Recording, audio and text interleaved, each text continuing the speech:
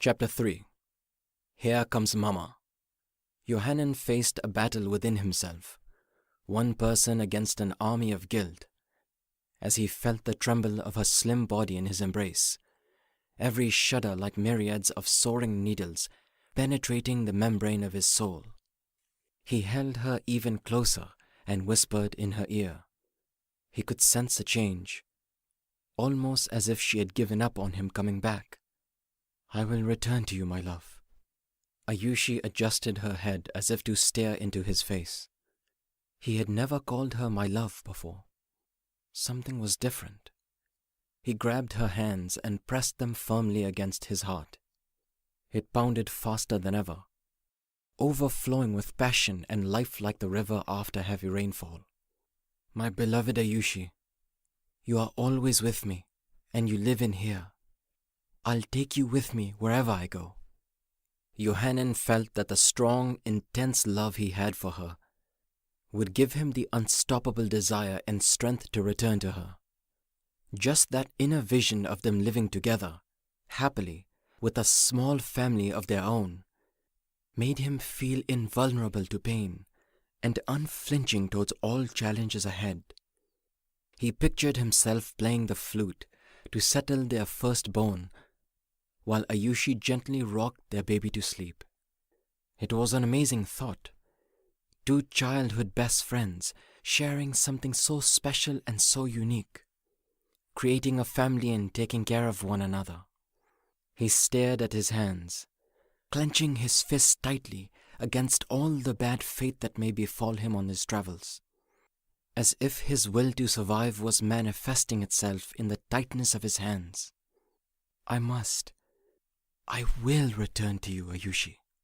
He went to briefly visit Kitan, Nanda, and Raman, to tell them that he would be back one day to share his adventures and to listen to the mischief Kitan had gotten up to while he was away.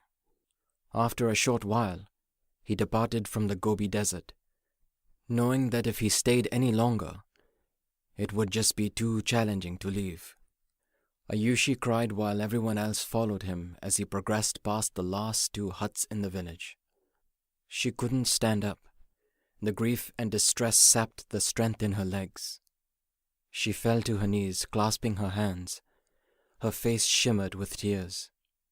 Raman and Kitan stood on opposite sides of her and supported her onto her feet.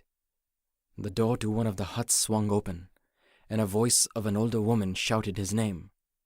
"Yohanan!" He stopped. It was Mama Jalla. He knew she would come out sometime and demand that he come back. He could hear Ayushi weeping, and it tugged onto his heart. Mama Jalla rushed over to console her. He knew she would. It was just like her to be so predictable. He could hear her voice. "Quiet, my child.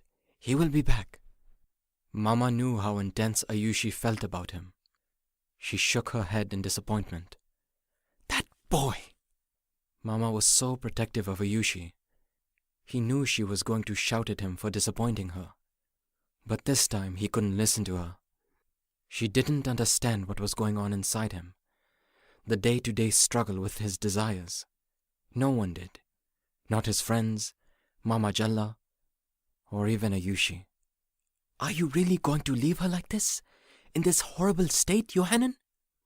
Discharges of pain ran from his eyes. He couldn't turn back. But he knew she had just fallen to the ground. And if he turned around, that would be it. He'd rush back and abandon everything. "Don't turn around. You must do this," he ordered himself under his breath. His nose was almost beginning to run. He could imagine Mama Jalla pointing at him with her rolling pin. Yohanan didn't know when he was going to return. But when he returned, he was adamant that he would have the cure with him.